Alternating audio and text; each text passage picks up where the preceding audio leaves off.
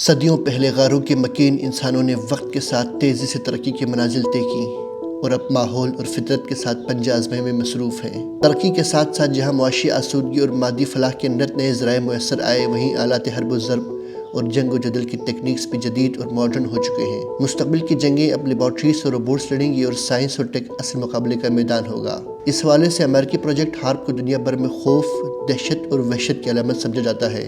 Social media سے لے کر عالمی سربراہان تک اس پروجیکٹ کو ارضیاتی تبدیلیوں، زلزلہ، ہریکینز، طوفان، سونامی، بیماریوں اور نفسیاتی ہتھیاروں کی آماجگاہ سمجھتے ہیں۔ آئیں دیکھتے ہیں نظریات میں کتنی صداقت ہے۔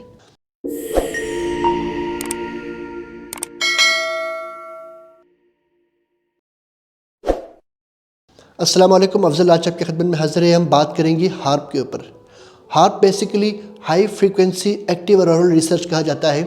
اس کے بارے میں دنیا بھر میں اس وقت افواہیں اڑ رہی ہیں۔ ترکیہ میں خوفناک زلزلے میں لاکھوں لوگوں کی شہادت کے بعد اس وقت دنیا بھر کی انگلیاں اور دنیا بھر کے الزامات ہارپ کے اوپر ہیں۔ ہارپ پروجیکٹ ہے کیا؟ ہارپ پروجیکٹ کو سمجھنے سے پہلے ہم دیکھتے ہیں کہ دنیا بھر میں ایسے کون سے نظریات ہیں جو کہ ہارپ کے بارے میں اس وقت موجود ہیں۔ ہارپ ٹیک کے اوپر دنیا کے اس وقت گزشتہ 20 سالوں سے 10 بڑے ایلیگیشن لگے ہیں۔ ہم دیکھتے ہیں باری باری یہ ایلیگیشن کون سے ہیں اور ان میں کتنی سچائی ہے۔ اس پروگرام کے آخر میں دکھاؤں گا آپ کو کہ ہارپ ٹیک کے بارے میں جو ہمیں بتایا جاتا ہے کیا وہ درست ہے یا نہیں ہے۔ سب سے پہلے ایلیگیشن لگتا ہے ہارپ ٹیک کے اوپر کہ دنیا بھر میں ہارپ ٹیک کے بنا پر زلزلے اور سونامی آئے ہیں۔ ترکیہ کوئی پہلی کنٹری نہیں ہے جہاں پر ہارپ ٹیک کے بارے میں کوشچن آ رہا ہے۔ اس سے پہلے جاپان، ہیٹی اور چلی میں بھی اس قسم کے زلزلے اور سونامی آ چکا ہے، جس کے بارے میں دنیا بھر کے ماہرین اور سوشل میڈیا کے اوپر خصوصاً امریکن ہارپ ٹیک کے بارے میں بات کی گئی تھی کہ یہ امریکہ نے آرٹیفیشلی جنریٹ کیے ہیں۔ ہیٹی میں 2010 میں خوفناک زلزلہ آیا۔ اس کے بعد جاپان میں 2011 میں خوفناک زلزلہ اور سونامی آئی۔ چلی میں 2010 میں خوفناک زلزلہ اور تباہ کن سونامی آ چکا تھا۔ ان سب کو ہارپ سے لنک کیا گیا ہے۔ ہیوگو شاویز کا دعویٰ ہے کہ 2010 کے ہیٹی میں آیا ہوا خوفناک زلزلہ بیسیکلی امریکہ نے پیدا کیا تھا۔ امریکہ اپنے زیر زمین ٹیکٹونک ویپن کو ٹیسٹ کرنے کی تیاری کر رہا تھا جو اس نے ایران پر آزمانا تھا۔ سوشل میڈیا کے کئی صارفین اس بات پر مصر ہیں جسے کچھ لوگ کانسپریسی تھیریز قرار دے رہے ہیں، جہاں ان کا ماننا ہے کہ ترکیہ اور شام میں آنے والا زلزلہ امریکہ نے ٹیک کا استعمال کرتے ہوئے بنایا تھا۔ اس وقت سوشل میڈیا کے اوپر ہارپ کے بارے میں زبردست ٹرینڈ چل رہا ہے، اسپیشلی ٹویٹر کے اوپر۔ جاپان میں سونامی سے لے کر ترکیہ کے زلزلے تک ہارپ کو نشانہ بنایا گیا اور مختلف قسم کے پیشن گوئیاں بھی کی گئی ہیں۔ 3 ہفتے قبل فیٹو کے سرکان کاربخ نے کہا تھا کہ 7.4 شدت کا زلزلہ آئے گا۔ تاہم ترکیہ زلزلے کے حوالے سے سوشل میڈیا کے صرف صارفین بول رہے ہیں۔ اس بنا پر کسی ترک اہلکار نے ایسا کوئی بیان ریکارڈ نہیں کیا۔ فی الحال امریکہ نے ان الزامات پر کوئی رد عمل ظاہر نہیں کیا۔ دوسری ایلیگیشن یہ ہوتی ہے کہ کچھ کنٹریز میں لینڈ سلائڈنگ اور سیلاب، اس کے پیچھے بھی یہی ہارپ ٹیک موجود ہے۔ اسپیشلی فلپین میں ہوئے لینڈ سلائڈ اور پاکستان میں 2010 کے سیلاب کے بارے میں دنیا بھر کے کچھ ماہرین نے، حتیٰ کہ ایران کے صدر احمدی نژاد نے بھی امریکہ کے اوپر الزام لگایا تھا۔ فلپین کے 2006 کا لینڈ سلائڈ اور پاکستان کے 2010 کے سیلاب کو بھی ہارپ سے جوڑا گیا تھا۔ اس بارے میں اس وقت کے ایرانی صدر محمود احمدی نژاد نے امریکہ پر براہ راست الزام لگایا تھا کہ امریکہ اور یورپ ایشیا میں پانی کا بحران پیدا کرنا چاہتے ہیں۔ مائیکل چھوسروسکی نے مالیاتی اور اقتصادی اصلاحات کی کمیٹی کی طرف سے شائع کردہ کتب میں کہا تھا کہ حالیہ سائنسی شواہد سے معلوم ہوتا ہے کہ ہارپ مکمل طور پر کام کر رہا ہے اور سیلاب، سمندری طوفان، خشک سالی اور زلزلوں کو متحرک کرنے کی کیپیبلٹی رکھتا ہے۔ ماہر طبیعیات برنارڈ ایسلین نے دعویٰ کیا تھا کہ ہارپ موسم کو تبدیل کرنے اور مصنوعی سیاروں کو بے اثر کرنے کی کیپیبلٹی رکھتا ہے۔ ان کا کہنا تھا کہ اس سے ایک لو فریکوینسی کی آواز اکثر جگہوں پر سنائی گئی ہے۔ یہ آواز کچھ ایسی تھی۔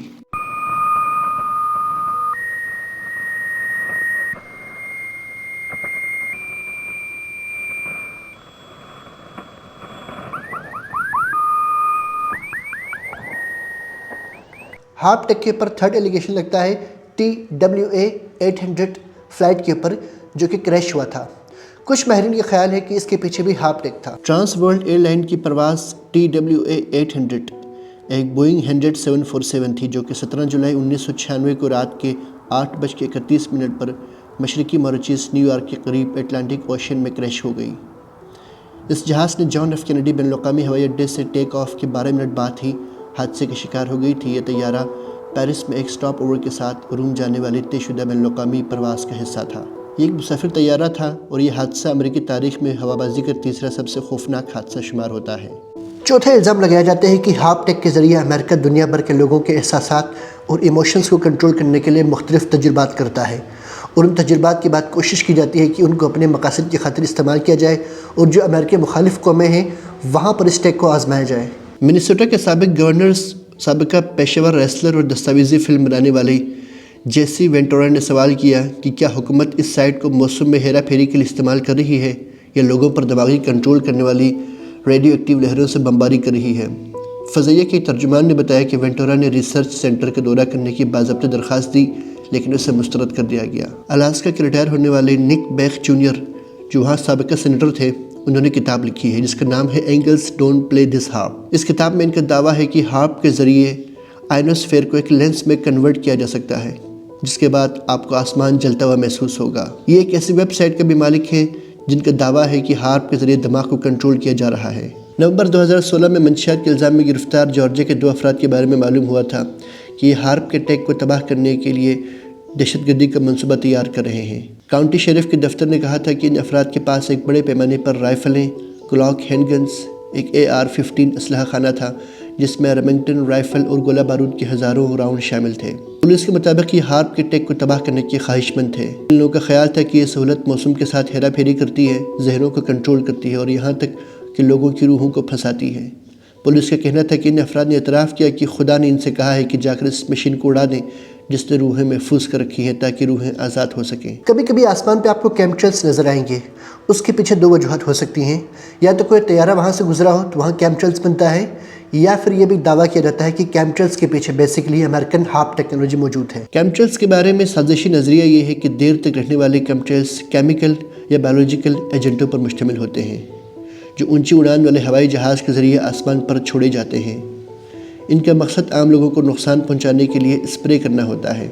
इस साजिशी थ्योरी के मानने वालों का कहना है कि जबकि आम केमट्रेल निस्बतन तेज़ी से ख़त्म हो जाते हैं, ताहम बायोकेमिकल वेपन्स वाले केमट्रेल देर तक आपको आसमान में दिखाई देते हैं। जो लोग इस नज़रिए पर यकीन रखते हैं वो समझते हैं कि कीमियाई अखराज का मकसद शमसी ताबकारी का इंतज़ाम, मौसम में तब्दीली, नफसियाती हेरा फेरी, इंसानी आबादी पर काबू पाना, हयातियाती या कीमियावी जंग या आबादी पर हयातियाती व कीमियाई एजेंटों की जाँच पड़ताल और इन केमट्रेल से सांस की बीमारियों और दीगर सेहत के मसाइल पैदा हो रहे हैं। छठा एलिगेशन ये लगाया जाता है कि अमेरिका इसी हार्प टेक के बिना पर ज़मीन के मैग्नेटिक पोल को मैनिपुलेट कर रहा है और ज़मीन के मक़दसी मैदान को अमेरिका अपनी मकसद की खातिर इस्तेमाल करता है। एक रूसी मिलिट्री जरीदे में लिखा गया था कि बेसिकली हार्प के टेस्टिंग के बिना पर इलेक्ट्रॉनों को एक झुरमट को मुतहरिक किया जाता है जो ज़मीन के मैग्नेटिक पोल को तब्दील कर सकता है। बड़ा कॉमन से इल्ज़ाम लगाया जाता है मोस्टली कि अमेरिका इसी टेक के बिना पर UFO यानी कि अनआइडेंटिफाइड फ्लाइंग ऑब्जेक्ट्स बनाता है और एलियन से राब्ते करता है। UFO यानी कि अनआइडेंटिफाइड फ्लाइंग ऑब्जेक्ट्स, ये बेसिकली वो चीज़ें हैं जो हमें आसमान में कभी कभार नज़र आती हैं, जबकि एलियन के बारे में फ़िलहाल हमारे पास कोई साइंसी शवाहिद मौजूद नहीं है। ताहम साजिशी थीरीज़ के माहिरीन का कहना है कि हार्प के ज़रिए अमेरिका एलियन के साथ राब्ते करता है और यहाँ पर UFO तैयार किए जाते हैं। कॉन्स्पिरेसी थीरीज़ का मानना है कि इन UFO का मकसद दुनिया भर पे अपने तसल्लुत और हुक्मरानी कायम रखना और जासूसी करना है।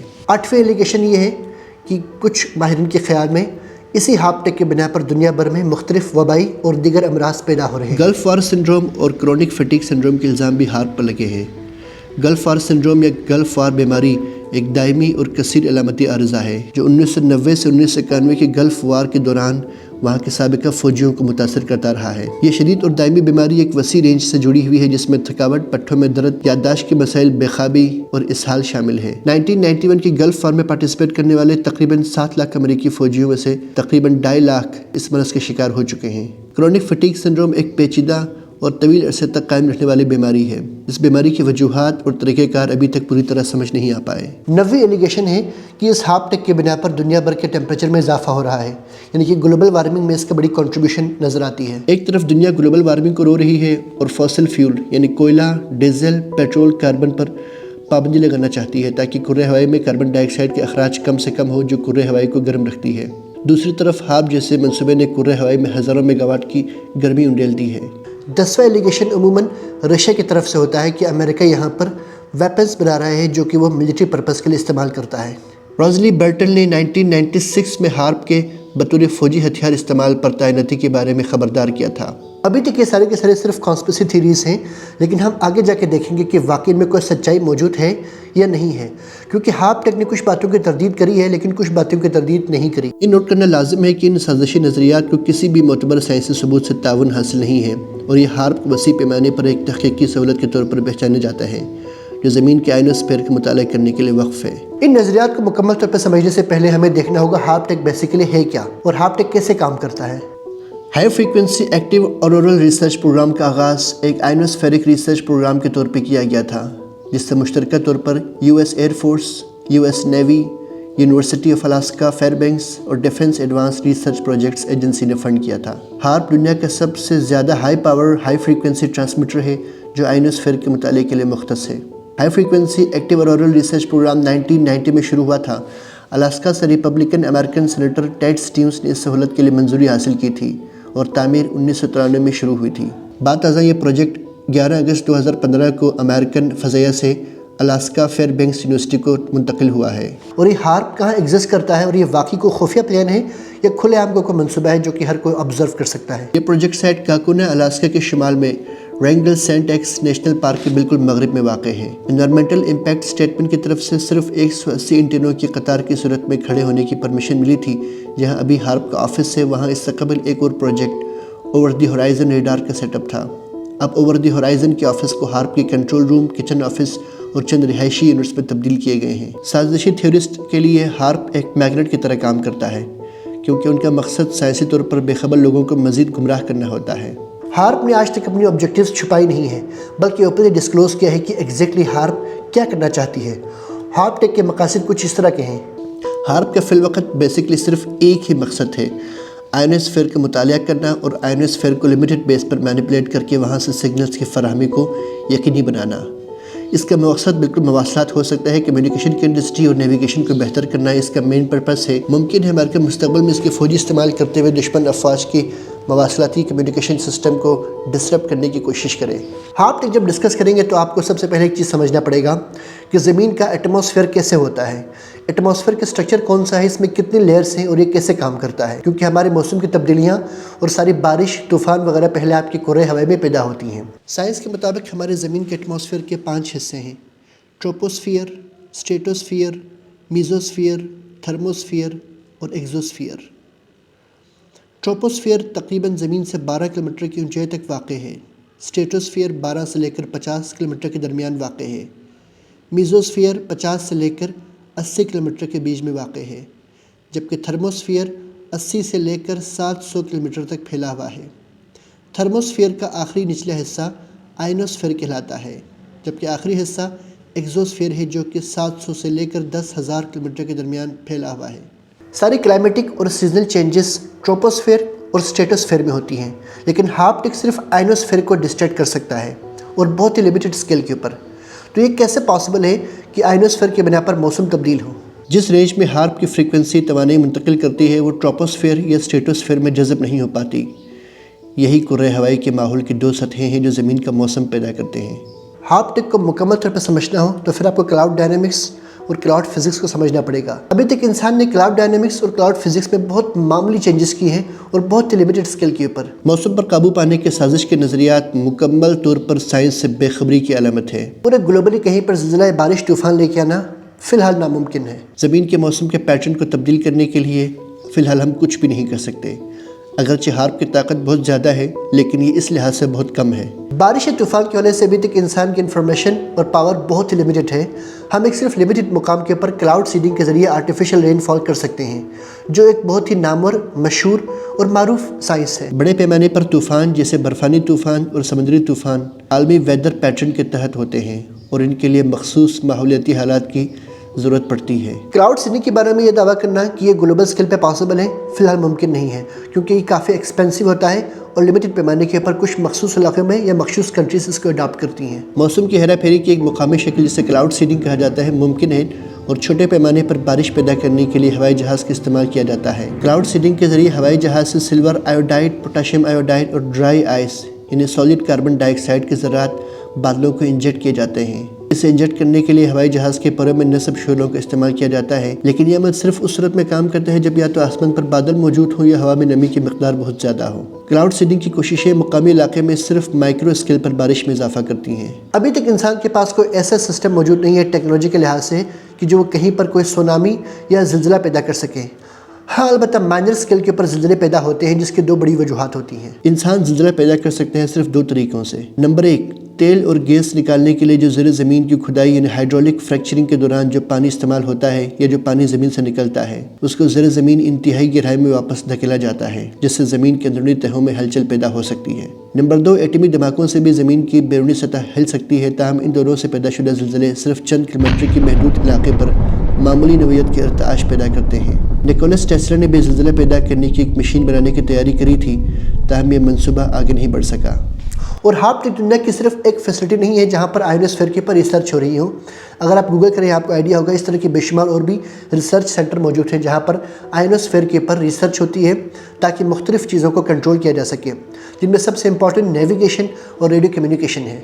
ہارپ کے پر جو ٹویٹر کے پر ٹرینڈ چلا تھا، ایک دن میں 1 لاکھ لوگوں نے ٹویٹ کی تھی۔